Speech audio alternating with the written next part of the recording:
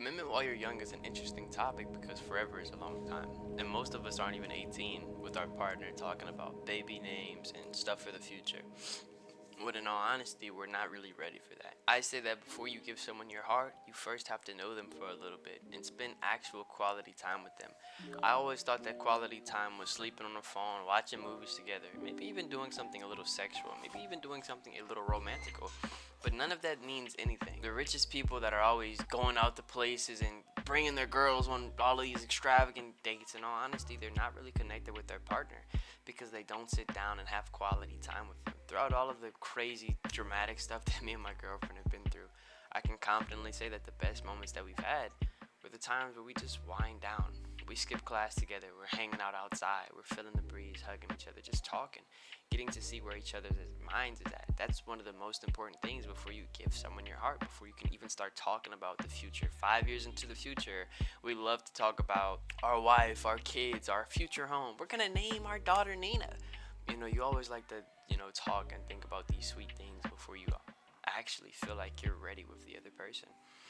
And maybe your heart does feel like you're ready, but in your mind, you're still questioning, hey, is this the girl that I really want? Is this the girl that I can really stop cheating for, that I can really commit for?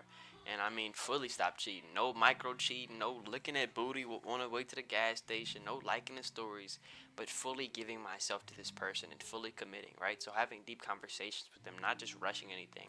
Those are the two and some really important things. But another thing is giving it time and just allowing things to flow naturally. In all honesty, you know a person for a few days, y'all are jumping into a relationship.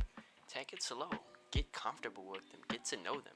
Ask yourself the question of, do I love this person for the way that they make me feel? Or do I love this person for who they are? And one of the last things is going through problems with the other person. You have to give it time and you have to experience problems with the other person. You have to see how they react to problems. Is she being petty? Is she blah blah blah? How is she reacting and responding to these problems and shit like that? And you have to see that and you have to keep that in mind.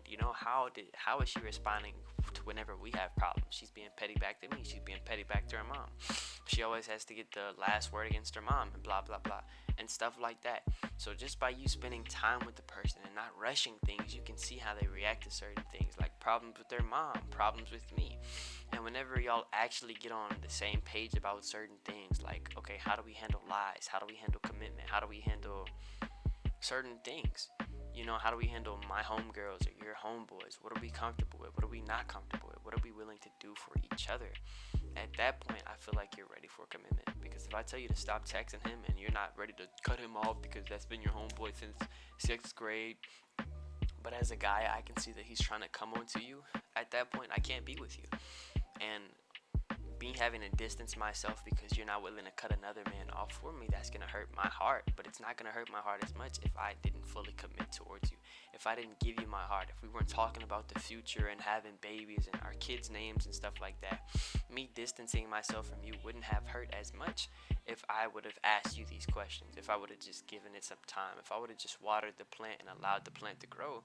Me having a breakup with you wouldn't have hurt so much, right? So which is why I wish I would seen videos like this, going through the checklist of stuff to make sure that you're ready for my heart, so that I'm not moving too fast, so that at the end of the night, I'm not crying in bed wishing I wouldn't have moved so fast.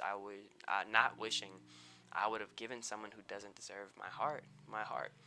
You know, personal experience. I'm in this relationship with this girl right now who's done a checklist of stupid shit.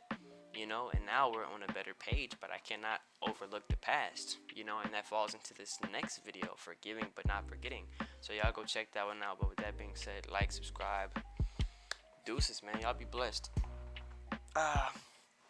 Forgiving but not forgetting. Yeah.